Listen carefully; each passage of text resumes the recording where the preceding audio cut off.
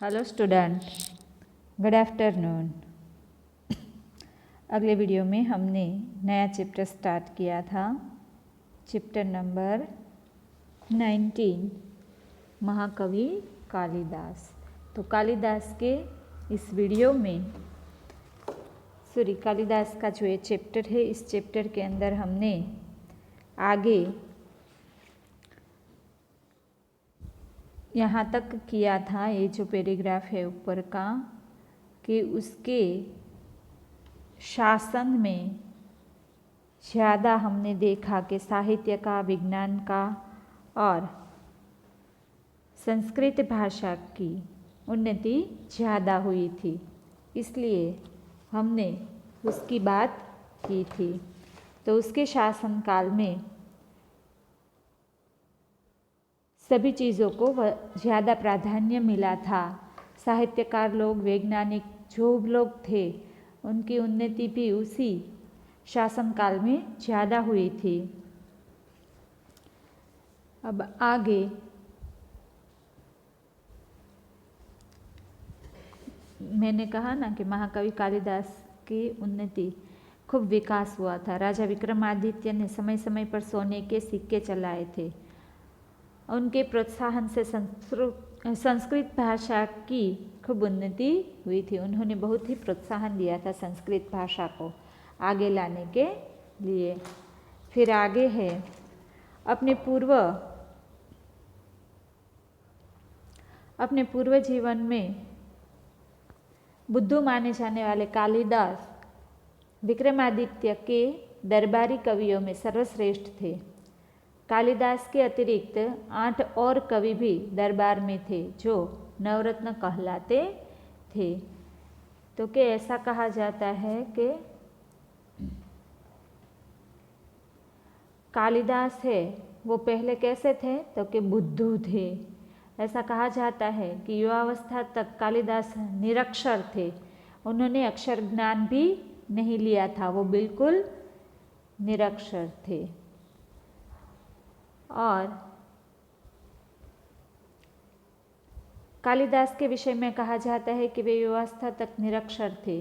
जिस डाल पर बैठते उसे ही काटते थे। निरक्षर होने पर भी वह इतने विद्वान और महाकवि किस तरह बन गए, इसकी भी एक बड़ी विचित्र और रोचक कहानी है। तो कि पहले जो महाकवि कालिदास थे उसको सब लोग बुद्धू मानते थे। ऐसे बुद्धू थे कि जिस डाल पर वो बैठते थे उसी डाल को वो काट डालते थे। ऐसे बुद्धू थे जब वो युवावस्था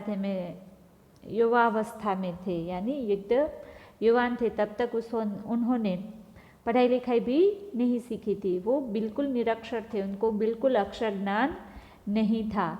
फिर भी महाकवि कालिदास है वो विक्रमादित्य के दरबारी के अंदर जितने कवि थे, उन 9 रत्नों में से एक रत्न था, वो कालिदास थे। उनके अतिरिक्त और भी 8 कवि उनके दरबार में बहुत ही अच्छे अच्छे महान कवि थे, जिनको 9 रत्न कहा जाता था। और 9 रत्नों में से एक रत्न कालिदास थे। फिर आगे, उन दिनों शारदानंदन नाम के एक राजा थे।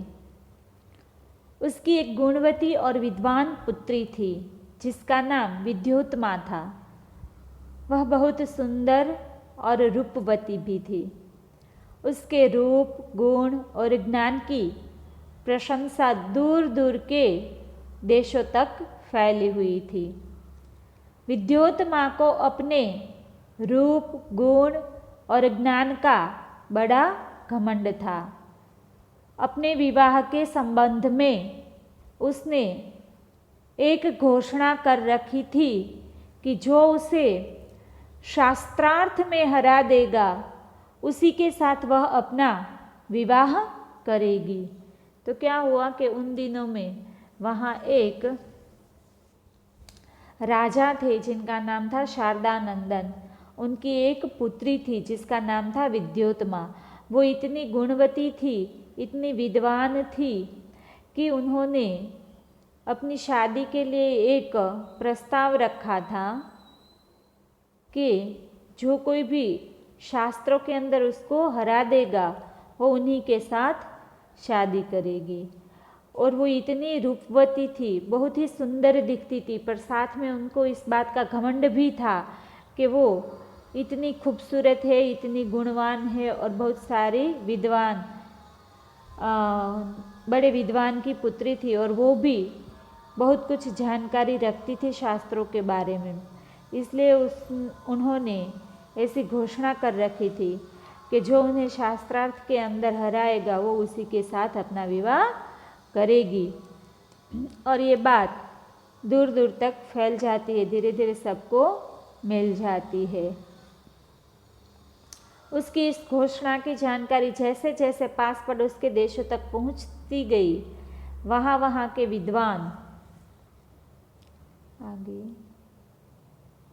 वहाँ के विद्वान तथा पंडित विद्योत्मा से शास्त्रार्थ करने के लिए आने लगे। लेकिन विद्वान या पंडितों को बड़ी ग्लानि का अनुभव हो रहा था और वे इसका बदला लेने का उपाय सोचने लगे थे।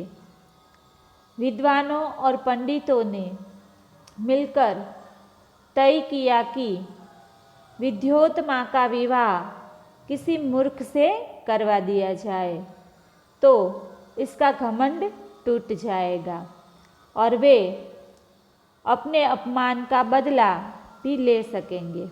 अतः अब वे ऐसे एक मूर्ख को तलाश में रहने लगे। क्या हुआ कि आसपास के पड़ोस के जो लोग थे उनको पता चला कि विद्योत्मा है वो इस तरह की घोषणा करती है कि जो उनको शास्त्र में हराएगा वो उन्हीं के साथ शादी करेगी। बहुत सारे विद्वान थे और उन्होंने अपना प्रयत्न किया। विद्योत्मा है उनके साथ सब शास्त्रार्थ करने के लिए आते हैं, पर उनको ग्लानि होती है, उनको बड़ा दुख हुआ कि उनके सामने वो हार जाते हैं, वो जीत नहीं पाते।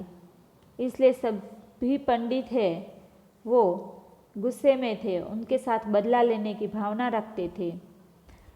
इसलिए सब पंडितों ने मिलकर ये तय किया कि इसका घमंड हम एक दिन ज़रूर तोड़ेंगे। और उन्होंने सोचा कि विद्योत्मा को किसी एक मूर्ख आदमी के साथ शादी में बांध देते हैं, उनसे उनकी शादी करवा देते हैं तो उनका घमंड ज़रूर टूट जाएगा। और सब यह तय करके इकट्ठे होते उनके बारे में सोचते हैं और अपने अपमान का बदला इस तरह से वो सब लोग विद्योत्मा से लेना चाहते थे।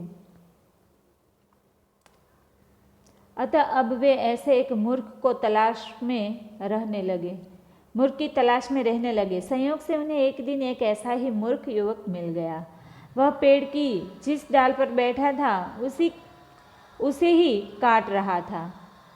पंडितों तथा विद्वानों को लगा कि उससे बड़ा मूर्ख और कौन होगा, इसलिए पंडितों ने उसे पेड़ से नीचे उतारा और समझा बुझाकर एक सुंदर राजकुमारी से उसका विवाह करा देने की बात कहकर तथा लालच देकर अपने साथ चलने को राजी किया। पंडितों ने उस मूर्ख युवक को यह बात अच्छी तरह समझा दी थी कि वह वहाँ कुछ नहीं बोलेगा और गूंगा बना रहेगा, नहीं तो उसका विवाह नहीं होगा। वह मूर्ख युवक बड़ा खुश हुआ। उसने पंडितों की बात मान ली और उनके द्वारा दिए गए अच्छे अच्छे कपड़े पहन लिए। पंडित उसे विद्योत्मा के पास शास्त्रार्थ के लिए ले गए। क्या हुआ, सब लोग ने तय किया था ना कि विद्योत्मा के साथ अपने अपमान का बदला लेंगे और बदला लेने के लिए वो लोग एक मूर्ख इंसान को ढूंढ रहे थे।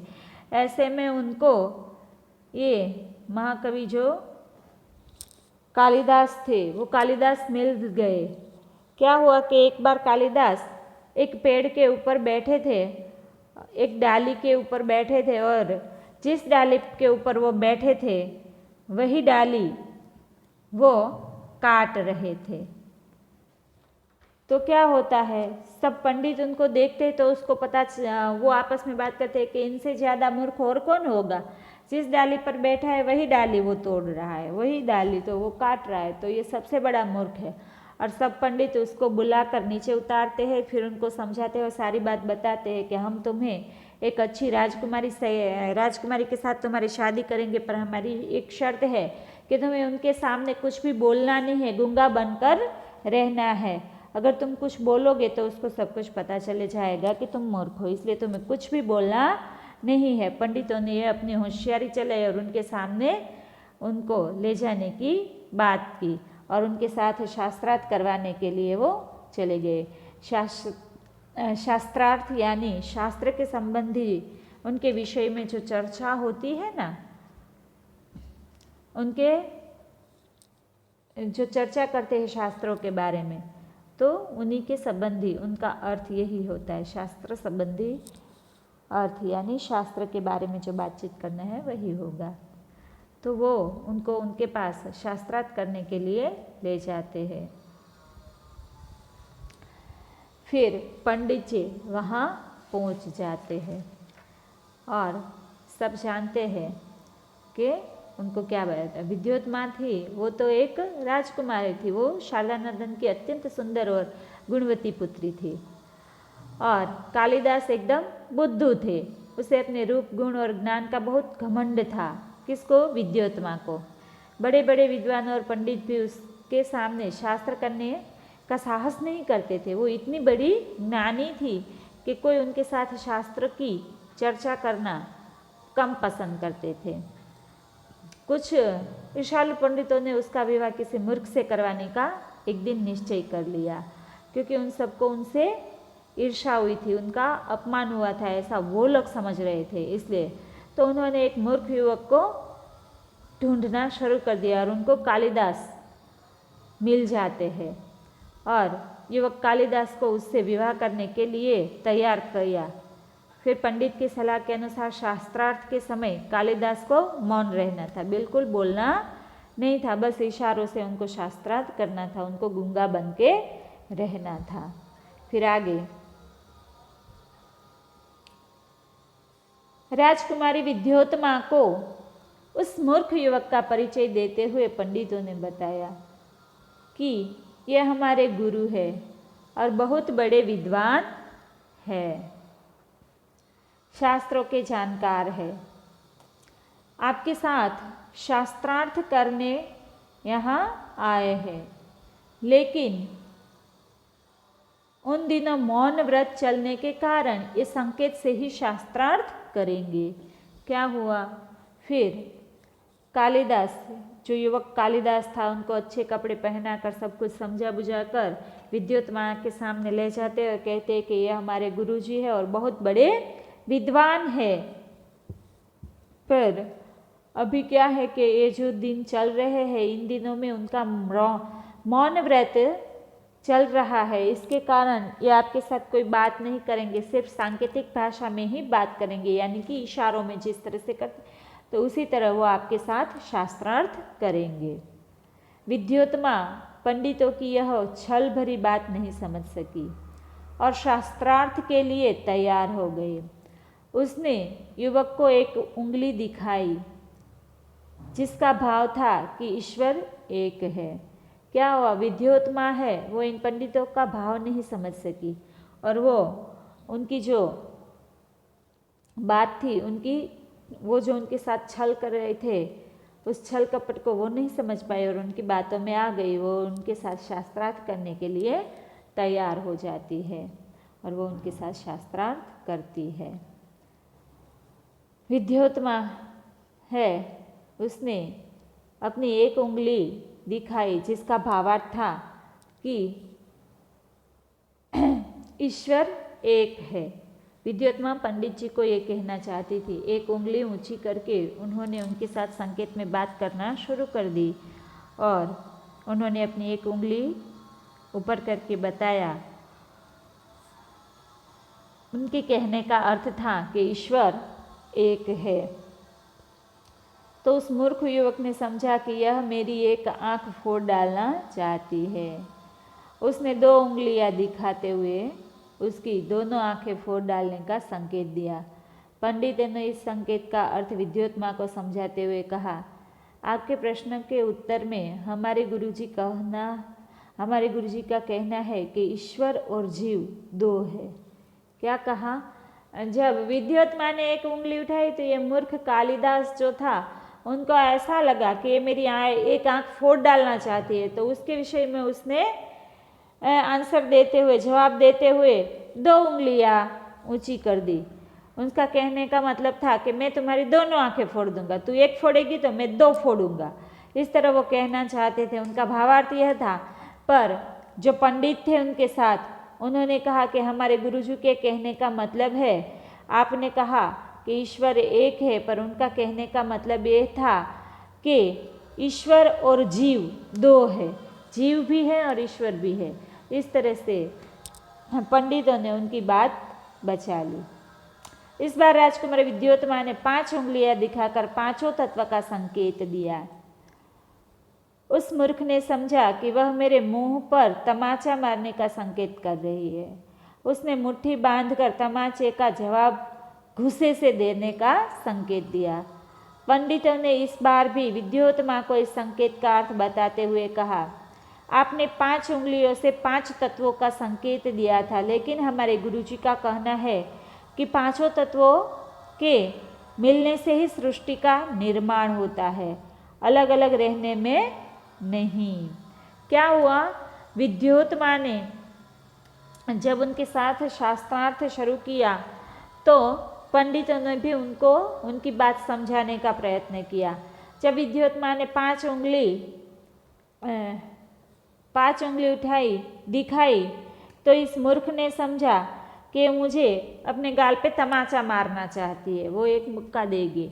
तो उसने कहा, जवाब देते उसने जब 5 उंगली दिखाई तो इसने 5 उंगली मुट्ठी बनाई और घुसा बनाकर उसको घुसा मारने का इशारा किया। तो पंडित जो थे उनके साथ, उन्होंने कहा कि हमारे पंडित जी का कहने का जो संकेत है वो ये है कि आपने कहा कि 5 तत्व है, आपने 5 तत्वों की बात की, तो आपने 5 उंगलियों से 5 तत्व के संकेत दिए, लेकिन हमारे गुरुजी का कहना है कि 5 तत्वों के मिलने से ही सृष्टि का निर्माण होता है, अलग अलग रहने में नहीं। इस तरह से वो इशारा करते हुए उनके साथ सारी बातें करते हैं। इस तरह शास्त्रार्थ के समय विद्योत्मा ने एक उंगली उठाई तो इसका अर्थ उन्होंने ईश्वर एक है ये बताया, जबकि कालिदास ने यह समझा कि यह मेरी एक आंख फोड़ डालना चाहती है। उन्होंने 2 उंगलियां उठाकर इशारा कर दिया कि मैं तेरी दोनों आंखें फोड़ दूंगा। पंडितों ने इसका यह अर्थ लगाया कि ईश्वर और जीव तो एक है, वो ईश्वर और जीव 2 है, ईश्वर भी है और जीव भी है। इसके बाद विद्योत्मा ने जब 5 उंगली दिखाकर 5 तत्वों का संकेत दिया तो कालिदास ने क्या समझा कि ये मुझे तमाचा मारने का संकेत दे रही है, वो इस तरह से समझे। और उसके इस इशारे का जवाब देते हुए उन्होंने मुट्ठी दिखाकर घुसा मारने का संकेत दिया।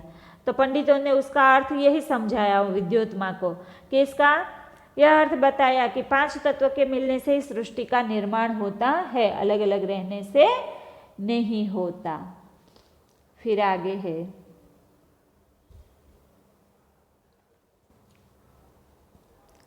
इस तरह उपरोक्त शास्त्रार्थ में विद्योत्मा ने उस मूर्ख युवक से अपनी हार मान ली और दोनों का विवाह धूमधाम से पंडितों ने करवा दिया। एक दिन की बात है, एक ऊंट की बोली सुनकर वह मूर्ख युवक अपना मौन व्रत भूलकर यकायक बोल उठा, उट्र। क्या होता है? एक बार ये अपना मौन तोड़ देता है। जब ये सारी शास्त्रार्थ में चर्चा हुई तो उन चर्चा में विद्योत्मा ने अपनी हार मान ली और वो पंडितों के छल में आ गई और कालिदास और विद्योत्मा की शादी हो जाती है, उनका विवाह हो जाता है। शास्त्रार्थ में विद्योत्मा ने अपनी हार मान ली और इस प्रकार पंडितों के छल के कारण मूर्ख युवक से उसका विवाह हो गया। पर एक बार क्या होता है, विद्योत्मा जल्दी ही समझ गई कि पंडितों ने धोखे से उसका विवाह एक मूर्ख युवक से करवा दिया है। उसने बहुत दुख होता है फिर, क्योंकि ऐसा होता है कि एक बार जब ऊँट निकलता है तो कालिदास है वो अपना मौन नहीं रख पाते और मौन तोड़कर उट्र उट्र बोल देते हैं। इस तरह से उनका मौन खुल जाता है और उनका भेद भी विद्योत्मा को पता चल जाता है और विद्योत्मा को फिर बड़ा दुख होता है कि पंडितों ने उनके साथ छल किया और छल से उनको कालिदास के साथ शादी करवा दी, उनका विवाह हो गया। आगे उसको बोलते सुनकर विद्योत्मा चौंक उठी। उसे पता चला कि उसका पति कोई विद्वान पंडित नहीं बल्कि एक बहुत बड़ा मूर्ख है। पंडितों की छल भरी बातों का अर्थ अब उसकी समझ में आ गया। विद्योत्मा को बहुत मानसिक दुख हुआ, मानसिक दुख पहुंचा और उसने अपने महल में कालिदास के प्रवेश पर रोक लगा दी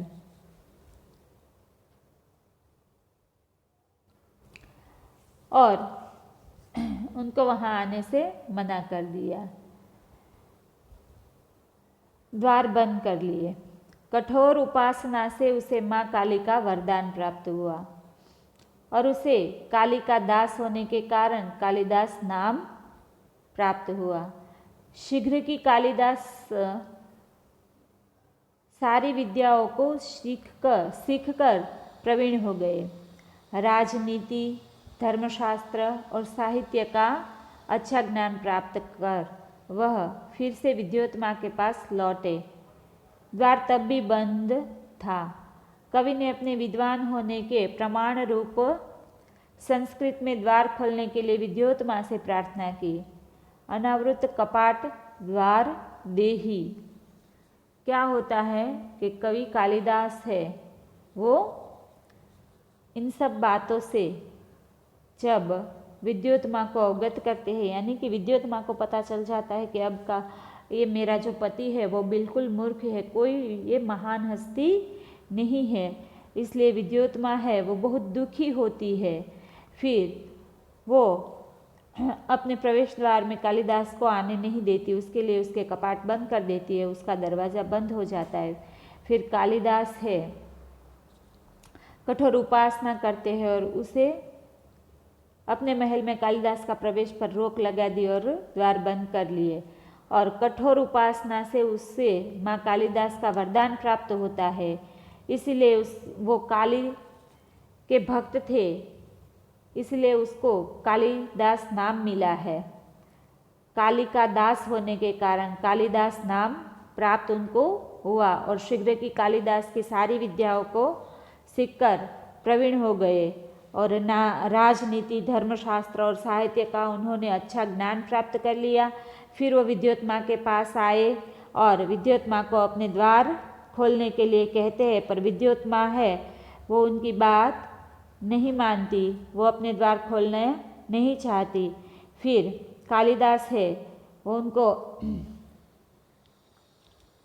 उनको प्रमाण देना चाहते हैं, वो उनको बताना चाहते हैं कि अब मैं बहुत बड़ा विद्वान बन गया हूँ, अब मुझे सब बातों का पता है।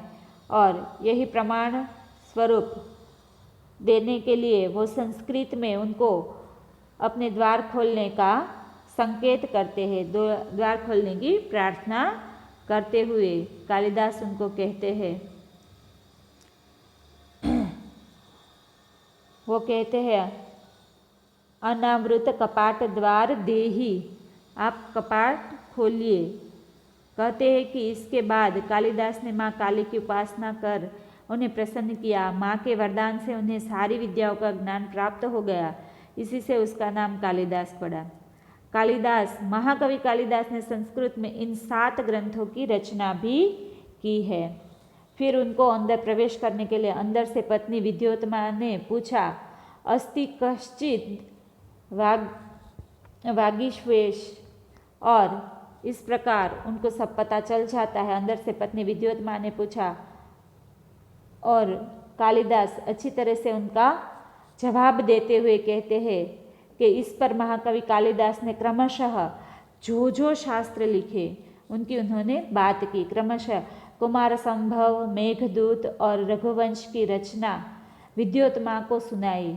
विद्योत्मा को अब उनके पंडित होने का विश्वास हो गया, तो उसने द्वार खोलकर महाकवि का स्वागत किया। क्या होता है कि विद्योत्मा जब है वो उनसे पूछती है तो वो उनको बताते हैं और कहते हैं कि मैंने बहुत सारे जो संस्कृत में ग्रंथ है उन ग्रंथों की रचना की है, और वो अपने ग्रंथ बताते हैं। और कुमार संभव, मेघदूत, ये सारे जो उनके ग्रंथ है उन ग्रंथों की बात करते हुए कालिदास बताते हैं, और इस बात का उनकी पत्नी को विश्वास हो जाता है कि उन्होंने ये ग्रंथ लिखे हैं। फिर महाकवि कालिदास का उन्होंने स्वागत किया, उनको उन पे विश्वास हो जाता है और फिर वो उनका स्वागत करते हैं। इस प्रकार महाकवि कालिदास ने अलग अलग ग्रंथ लिखे थे।